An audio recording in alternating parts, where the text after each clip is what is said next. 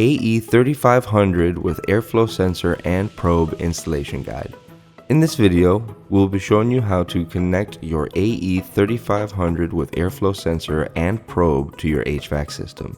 Use the template provided to wall mount your diffuser, or place the diffuser on top of your HVAC system if there is enough space to stand comfortably. Try to get the diffuser as close to the duct as possible. After the bottle has been placed in your aroma diffuser, screw the push to connect to the top of the diffuser head and attach the tube provided. Make a hole in the duct and insert the tube that is connected to the aroma diffuser.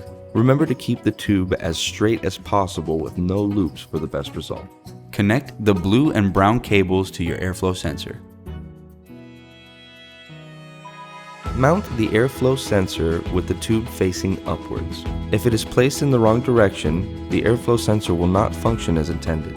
Attach the tube that comes with the probe to the top of the mounted airflow sensor and attach the probe to the end of that tube. You will notice an arrow on the back of the probe. You need to make sure that this arrow is pointing in the same direction as the airflow.